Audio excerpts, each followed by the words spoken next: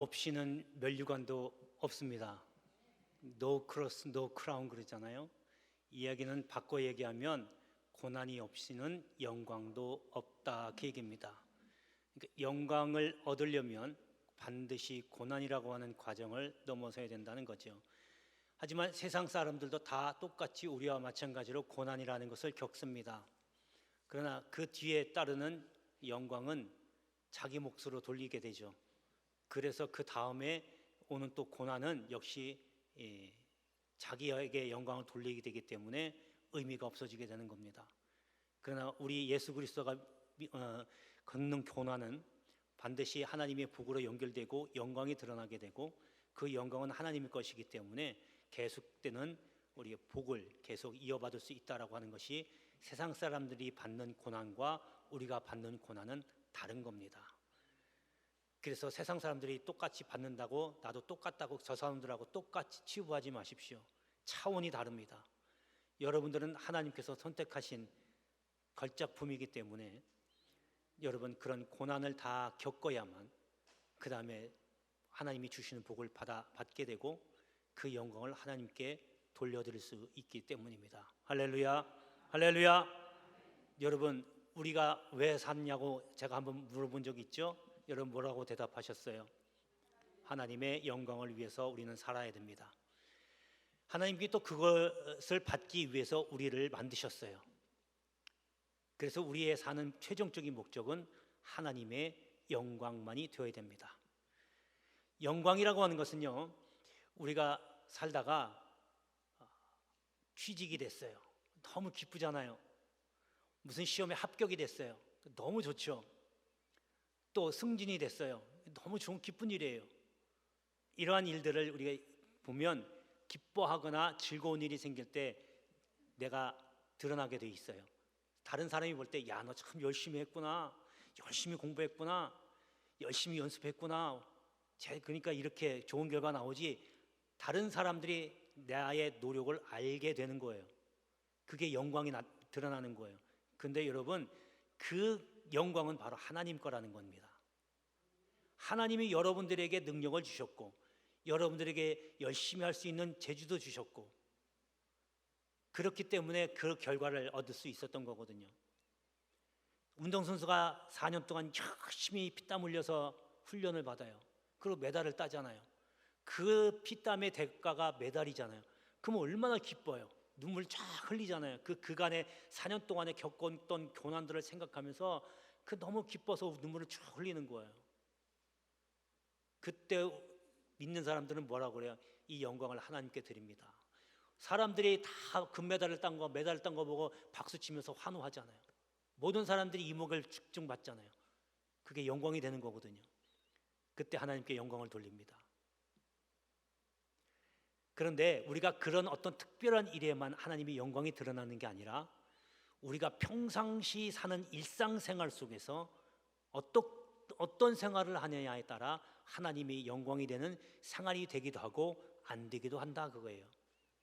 그래서 내가 어떤 생활을 해야 하나님의 영광스러움, 하나님의 영광이 되는 생활이 될까라고 하는 것을 오늘 말씀을 전하려고 하는데 오늘 본문의 말씀을 보면 그 답이 나와 있습니다.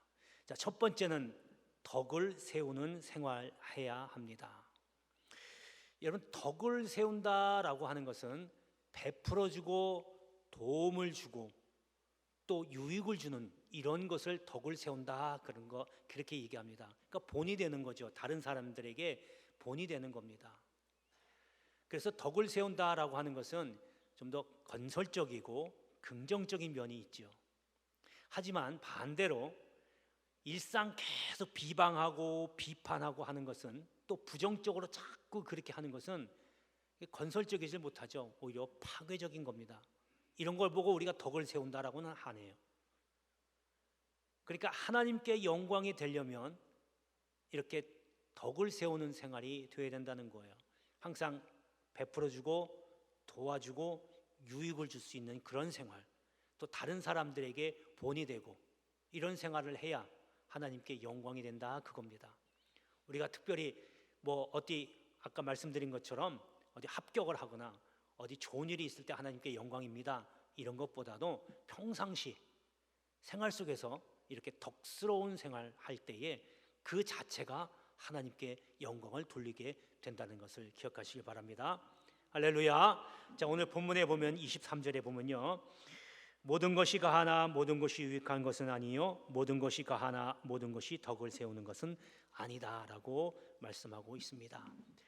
이 고린도 교회의 이 당시에는요, 우상 제물을 먹어야 될지 말아야 될지에 대한 이 문제가 이슈화가 되었어요. 그러니까 지금 우리로 얘기하면 제사 지낼 때 이 제사 음식을 먹어도 돼요, 안 먹어도 돼요? 먹어야 될까요, 안 먹어야 될까요? 안 먹어야 돼요. 여러분, 그 답이 오늘 사도 바울이 이야기가 하고 있는 겁니다. 그러니까 고린도 교회도 그 문제 때문에 굉장히 이슈가 많이 됐는데 오늘 그 정답을 하고 있는 게 바로 24절에 누구든지 자기의 유익을 구하지 말고 남의 유익을 구하라. 그러니까 무슨 얘기냐면 우상 제물에 대해서는 믿음이 깊은 자는 믿음이 약한 자에게 상처 주지 않도록 처신을 잘 해라고 하는 거예요. 그러니까 그 뒤에 또 상황에 대해서는 이런 상황에는 이렇게 하고 이런 상황에서는 이렇게 하라라고 지금 사도 바울이 답변을 주고 있는 거예요. 그러니까 결론은 남에게 유익을 끼쳐라 그거예요. 상처 주지 말라 그거예요.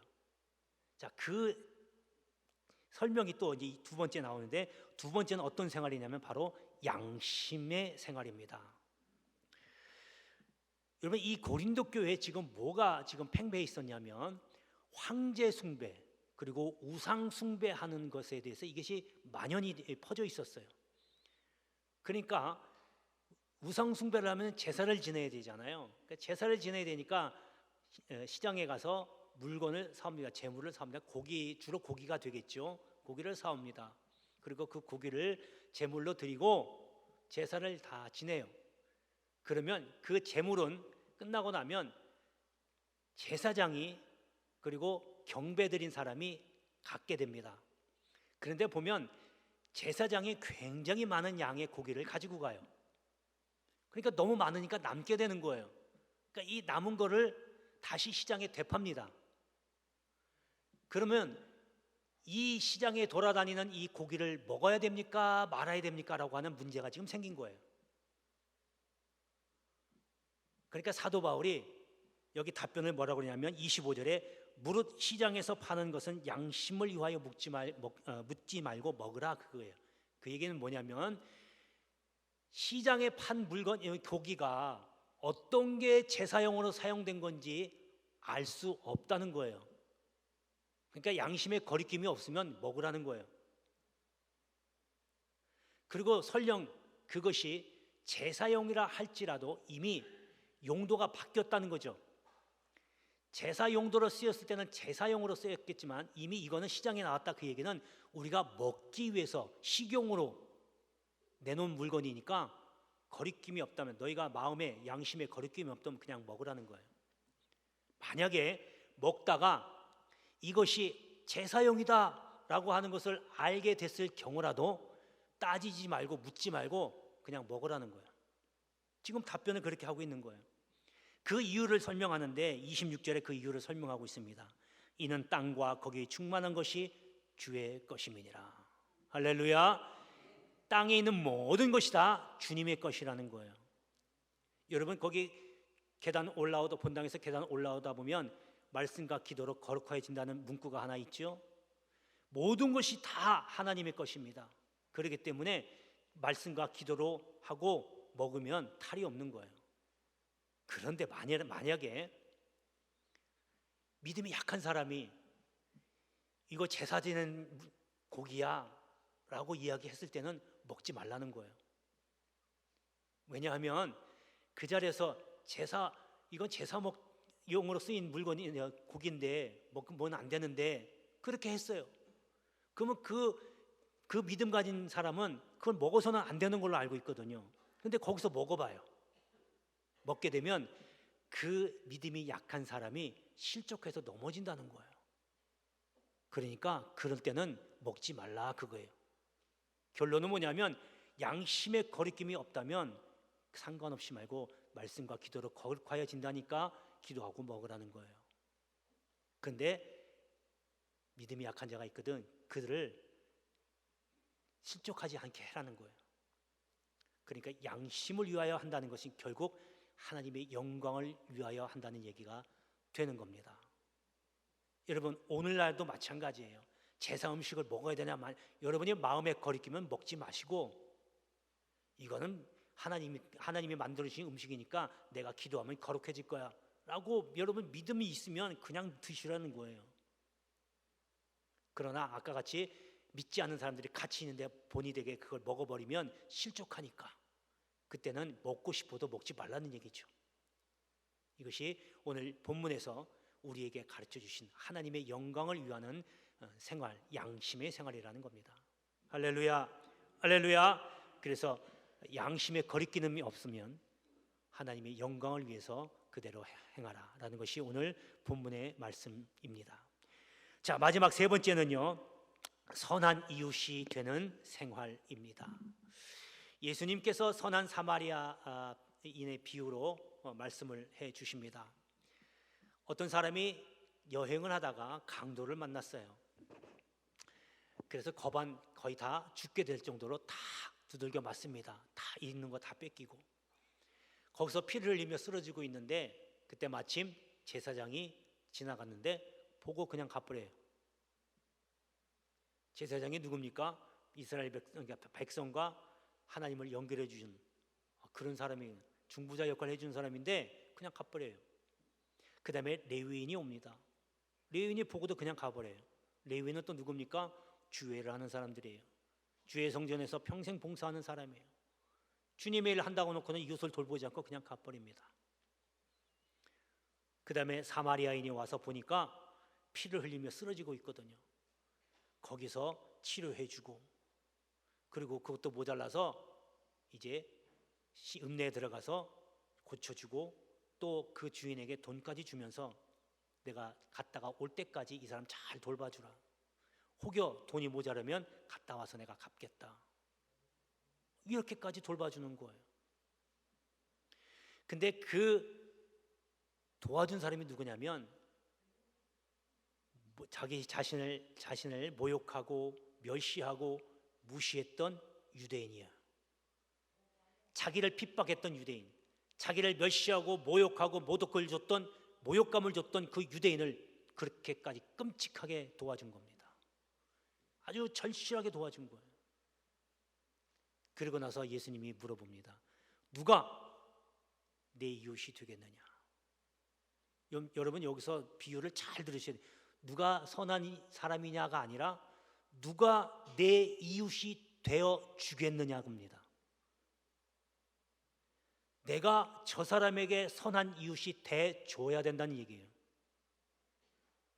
누가 선한 이웃이냐가 아니라 선한 이웃이 되어야 된다라고 하는 겁니다. 그러니까 우리는 그냥 옆에서 저 사람이 어떻게 되든 그렇게 상관하지 않고 그냥 기도만, 그것도 중요하지만 내가 내 옆 사람에게, 내 이웃에게 어떤 도움을 주며 어떻게 선한 이웃이 되어줘야 되겠냐 하는 거죠.